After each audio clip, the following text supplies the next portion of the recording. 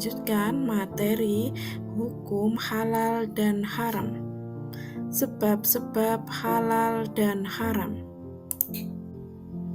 Anak-anak semua, perlu kalian ketahui, semua hal atau segala sesuatu asalnya boleh, kecuali semua hal atau segala sesuatu yang diharamkan oleh Allah Subhanahu wa Ta'ala dalam Al-Quran atau melalui hadis Nabi Sallallahu Alaihi Wasallam. Nah, yang pertama berdasarkan zat asal.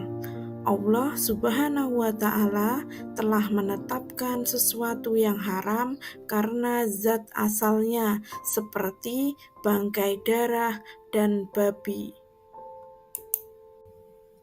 Allah berfirman, A'udzu billahi minasyaitonir rajim.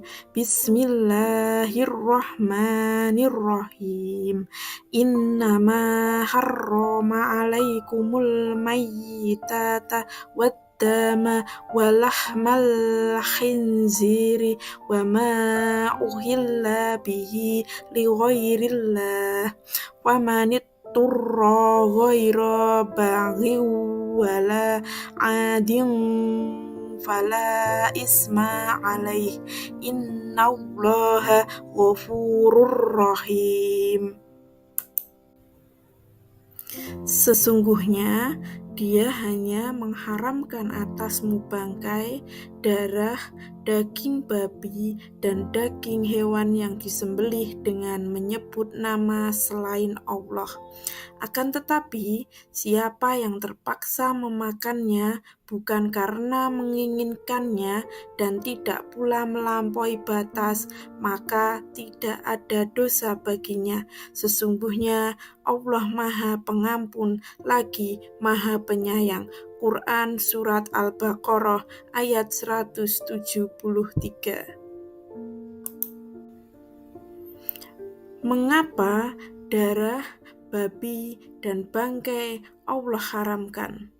Tentu Allah Subhanahu wa Ta'ala yang Maha mengetahui dengan ciptaannya mana yang baik dan buruk untuk manusia.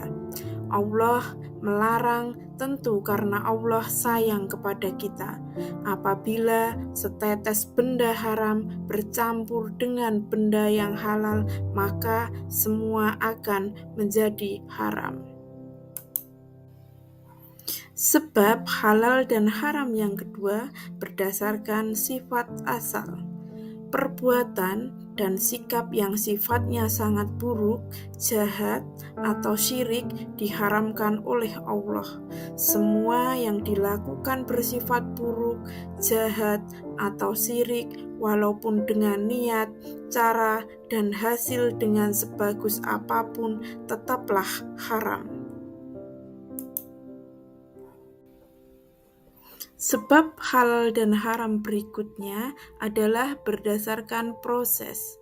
Halal atau haramnya sesuatu bisa disebabkan oleh prosesnya. Proses pembuatan, pengerjaan, atau cara mendapatkannya akan menentukan hasilnya, halal atau haram. Contohnya, sesuatu yang asal zat dan sifatnya haram tidak bisa berubah menjadi halal walaupun prosesnya bagus dan benar.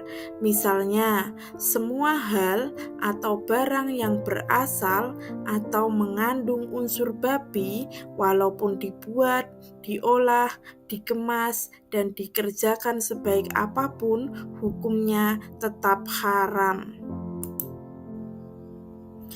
Yang kedua, sesuatu zat dan sifat asalnya baik jika prosesnya tidak memenuhi syarat-syarat, hasilnya haram. Misalnya, membeli gurame bakar dari sebuah restoran, ikan tersebut dibakar di perapian bekas membakar daging babi, maka ikan gurame yang semula halal menjadi haram. Selanjutnya, yang ketiga, sesuatu yang zatnya halal jika diperoleh atau didapatkan dengan cara yang sifatnya buruk atau jahat, maka hasilnya menjadi haram. Misalnya, uang yang didapatkan dari menjual daging babi, mencuri, korupsi, atau judi, maka uang tersebut menjadi haram. Penerapan hukum halal dan haram. Yang pertama, penerapan dalam sikap. Mulailah dari sikap mengakui dan meyakini bahwa hukum halal dan haram ditetapkan oleh Allah untuk kemaslahatan seluruh makhluk. Misalnya, ketika kalian makan nasi tidak dihabiskan, kemudian nasi sisa dibuang di tempat sampah, pernahkah kalian berpikir bahwa perbuatan tersebut termasuk haram hukumnya karena memubadirkan makanan? Yang kedua, penerapan dalam perilaku. Semua perbuatan buruk yang dilakukan hukumnya haram.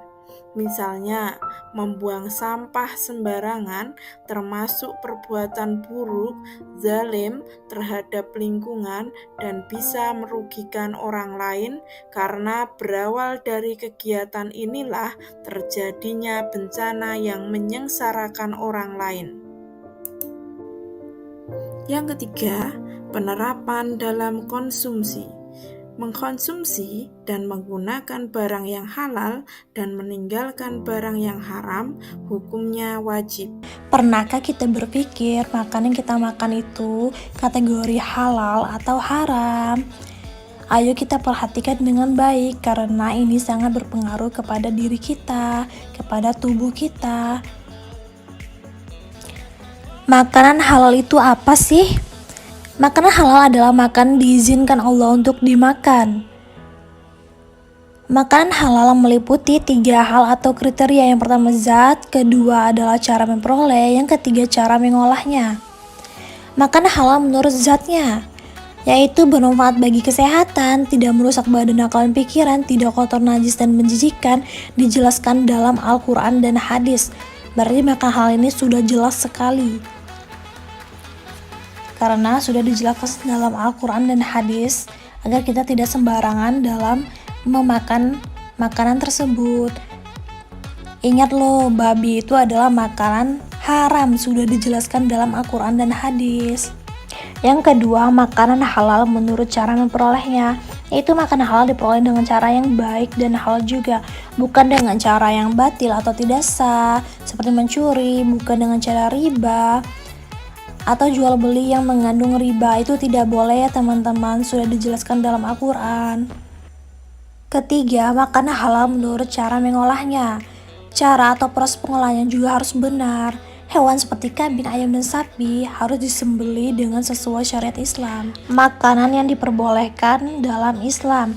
Yang pertama, makanan yang baik dan halal seperti sayuran, buah-buahan, lalu ada padi dan gandum, serta lain-lainnya. Yang kedua, makanan berasal dari laut atau air seperti ikan, binatang ternak seperti sapi, ayam, unta, bebek, kecuali babi dan anjing ya, karena itu haram teman-teman. Lalu hasil buruan yang ditangkap dengan cara yang dididik untuk berburu itu halal ya teman-teman. Manfaat mengkonsumsi makanan halal. Yang pertama, manfaatnya adalah agar kita mendapatkan ridho Allah Subhanahu wa Ta'ala, terjaga kesehatan, diberi rezeki yang berkah, hidup menjadi lebih tenang dan tentram, serta terhindar dari akhlak tercela. Karena jika kita mengkonsumsi makanan yang halal, maka tubuh kita akan menjadi sehat dan akhlak kita akan menjadi lebih baik. makanan itu berpengaruh besar kepada tubuh kita ya teman-teman. Hikmah mengkonsumsi makanan halal. Hikmahnya yaitu adalah mendapatkan kesehatan hati dan jasmani. Doa dikabulkan oleh Allah Subhanahu wa Ta'ala. Dijauhi dari siksa api neraka. Menumbuhkan perbuatan yang baik kepada sesama teman dan tetangga.